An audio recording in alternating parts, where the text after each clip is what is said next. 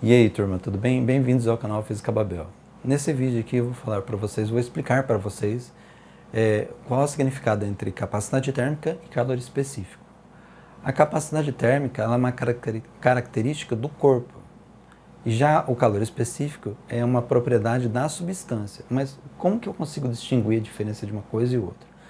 Característica do corpo, que é a capacidade térmica, a capacidade térmica ela vai depender necessariamente do que? Da massa do corpo. Então, se eu tenho um bloco de ferro ou um prego de ferro, eu tenho capacidades térmicas diferentes. Então, a massa dele vai interferir na capacidade térmica. Então, a capacidade térmica, mesmo que seja de ferro, o bloco de ferro e o prego também seja de ferro, a capacidade térmica ela vai ser diferente. Já o calor específico é da substância. Então, não importa se é a barra de ferro ou se é o prego, no caso, o calor específico vai ser do ferro. Então, isso aí é uma propriedade própria da substância. Conseguiram entender? Então, repetindo mais uma vez. A capacidade térmica ela é uma característica do corpo. Então, dependendo da massa do corpo, eu tenho uma capacidade térmica. Já o calor específico é uma propriedade da substância. Então, se é ouro, eu tenho uma substância, então eu tenho um calor específico. Se é ferro, eu tenho outra substância, então eu tenho outro calor específico. Agora, se é alumínio, eu tenho uma outra substância, que eu também tenho um outro calor específico. Não interessa a massa do corpo. Então, a capacidade térmica eu poderia dizer que é assim. É como se fosse a capacidade de um corpo receber ou ceder calor. É claro, vai depender da massa. Então eu pergunto para vocês, o que é mais fácil? Esquentar uma xícara de água ou esquentar 500 litros de água? O que é mais fácil?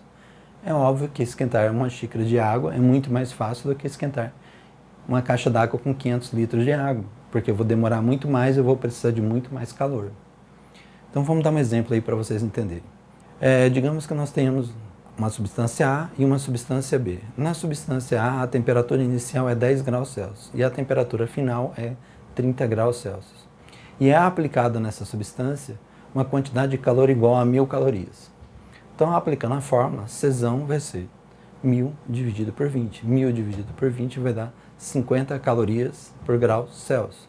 E agora uma segunda substância, com a temperatura inicial também de 10 graus Celsius, só que com a temperatura final de 50 graus Celsius.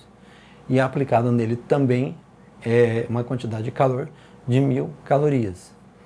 Então, a capacidade térmica vai ser 1000 dividido por 40, ou seja, 1000 dividido por 40 dá 25 calorias por grau Celsius.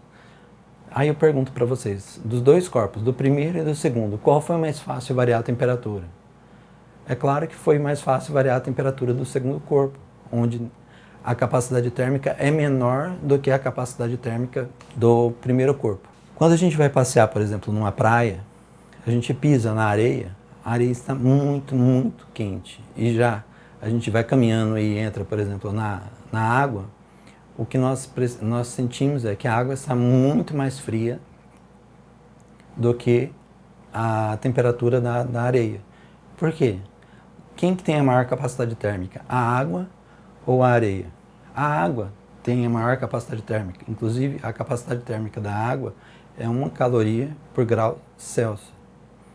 Já a areia, se eu não me engano, é 0,17 calorias por grau Celsius. Se esse vídeo serviu para vocês entenderem exatamente qual é o significado entre capacidade térmica e calor específico, não deixe de dar um joinha para a gente, tá? Muito obrigado.